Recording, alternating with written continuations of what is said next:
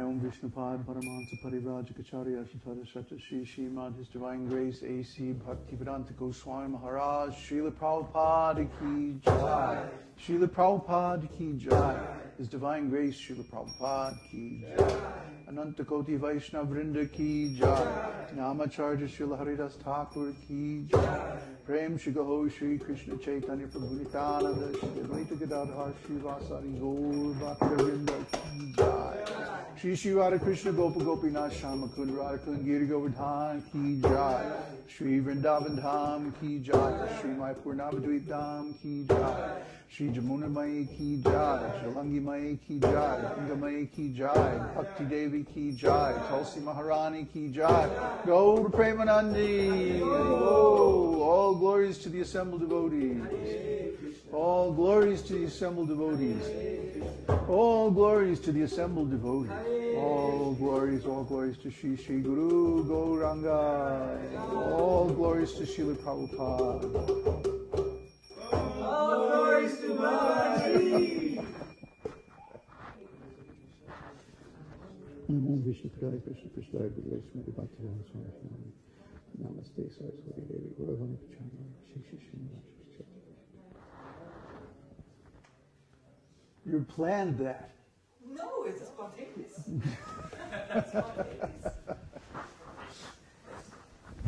What am I going to do with these guys? Okay, so it's another Sunday Satsang, and this needs to go out in the sun again. Cooled off. It got all funky. So, it's been a strange week. Huh? Oh, yeah, mine too. What happened this week? Neptune went into Aquarius this week. And people say that Vedic astrology doesn't include the outer planets, Uranus, Neptune, and Pluto. But actually, it does include them as higher harmonics of Mercury, Venus, and like that. So we recognize that the higher planets do have an influence. Once you become attuned to them, you can feel their influence. And the influence is certainly registered on the public, especially in terms of spiritual things, subtle things. Whereas the inner planets may have a lot of influence on ordinary, mundane kind of things.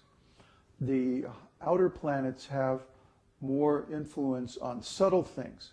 For example, Mercury. If Mercury influences the mind and communication among people on a human level, then Uranus, being the higher octave of Mercury, influences the spiritual conceptions of people and communication on a spiritual level, communication with God. That means that the position of Neptune and the transits that it engages in will influence the conception of religion, of spiritual life. And we just saw, for example, a nice transit of Saturn opposing Uranus. Saturn opposing Uranus always means something old and something new. Something borrowed, something blue. But Saturn is the old, the conservative, the traditional, the usual, the normal, and like that. And Uranus is always the new, the unexpected, strange, the unanticipated, innovation, in other words. So whenever we see that, we know something is going on in society that's new. The last time we saw it was back in the 60s, early 60s. And of course, back in the early 60s, what happened? There was a tremendous revolution of public opinion away from the old traditional values and towards a whole new set of values, which have pretty much now been accepted or become gradually accepted as mainstream values, even though there's still a conservative section of society that doesn't embrace them. The spiritual, philosophical, social values that were born in the early 60s have now become the values of a sizable part of our population, which is generally called baby boomers, because they were at a formative age around that time. Similarly, now another series of oppositions of Saturn with Uranus are occurring. The last one happened, was it back in October or November? And we just had another one the other day. And then it's going to happen one or two more times over the next year or so. These oppositions always happen in a series because the planets involved will go retrograde, in retrograde motion during different parts of the year. And so they'll make the opposition 3 or 4 times every cycle. So anyway, long story short, every time this happens, there's a revolution. And the area of that the revolution is in is determined by the signs that the planets are in. Okay? So this time, Uranus was in Aquarius. Uranus was in Aquarius, and now Neptune is going into Aquarius. So guess what's going to happen? There's going to be a revolution in spiritual conceptions or religious conceptions. Okay?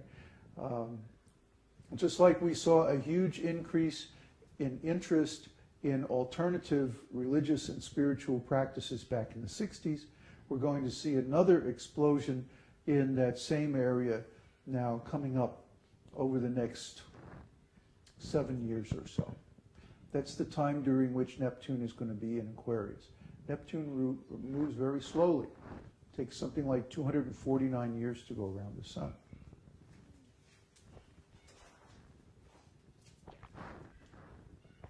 So, of course, that includes 2012. So from now through 2012, there's going to be a tremendous interest in and increase in various alternative religious approaches. And it's going to be a blanket thing. It's going to cover the whole society because these outer planets are very general in their influence, very broad in their powers. So we expect to see over the whole society a shift in values from traditional, what are now considered mainstream religions, to a large number of smaller alternative concepts of religion. And some people will think, oh, this is bad, because now we already have so many different sects of Christianity, for example, or Islam, or any of the major religions. And that means we're going to have more? Well, yeah. And actually, that's a good thing. That's a good thing. Competition always means an advance in any particular area. It always means that there are going to be different belief systems rubbing up against each other, and the best ones are going to prevail. For example, we can look at it in the computer area, for example. For a long time, Microsoft Windows was the dominant operating system or software platform. And basically, this was a huge consolidation because before that, there were many different systems. And all of them were in competition. And what this meant was there was a tremendous amount of technical advancement in the 60s and 70s. And then Microsoft Windows became dominant. And what happened? Advancement slowed to a crawl because they had a de facto monopoly. But then what happened now, they're gradually losing their grip because of all the new internet applications and mobile applications. And so all these little companies are starting up again. Linux is making tremendous inroads. Apple OS X is making tremendous inroads into their market share. They're losing their de facto monopoly, and the result is going to be a higher degree of innovation, a higher pace of change.